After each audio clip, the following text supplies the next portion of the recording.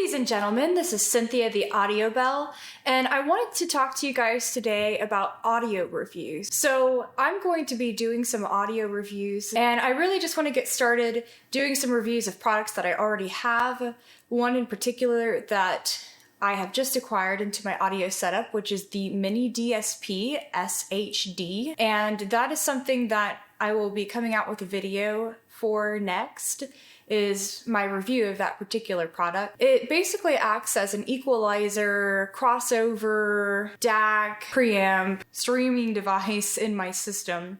But I wanted to do this introductory video to audio reviews for my channel before I actually post any audio reviews so that I can set expectations with everybody about how I'm going to be going about doing these. And if there's any manufacturers that are out there watching my YouTube channel, if you are interested in perhaps a review of your product on my channel, feel free to email me. My email can be found on my YouTube channel. I believe it's on the About Me page. All you have to do is request my business email, and then it should give that to you. I did want to also mention to those who are interested in having a product reviewed, just one stipulation that I would have is that I would like to talk about both the positive and negative aspects of a product and not just the positive aspects of it.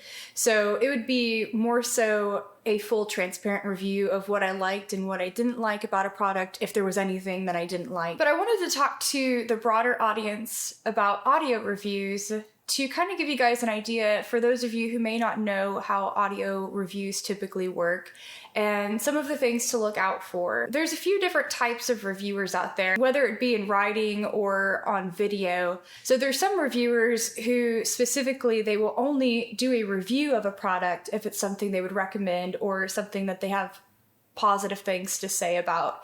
And if it's something that they review that they don't like, they may not put a review out about that product. Another aspect could be a person who, while they review the product, they found both positive and negative things about the product to relay, but they're only relaying the positive aspects of the product and not necessarily going into detail about any of the negatives, even though there are negatives that exist. The third type would be somebody who is willing and who does talk about both the positive and negative aspects of a product and gives their complete candid feedback about it. The way the reviewing process works is a manufacturer can agree to send a product to a reviewer, and a lot of the times what will happen is that manufacturer will let that person keep the component as compensation for a couple of different reasons. It allows the reviewer to get paid for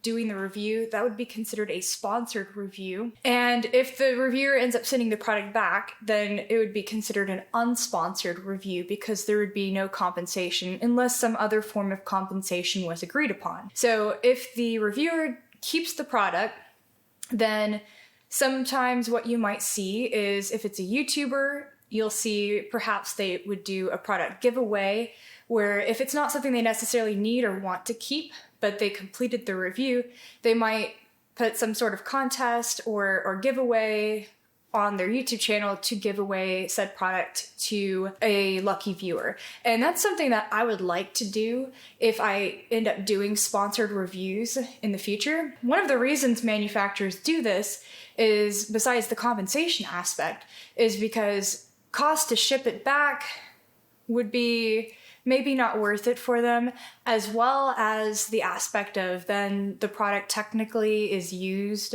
at that point, and so they couldn't really sell it as new once they send it to a reviewer. So it just makes more sense to let the reviewer keep it. And I want to give you guys full transparency if I do a sponsored review in the future. Before my reviews in the video, I will tell you whether it is a sponsored or an unsponsored review. But what I would also like to do is I want to talk about, like I said, the positive and negative aspects of a review.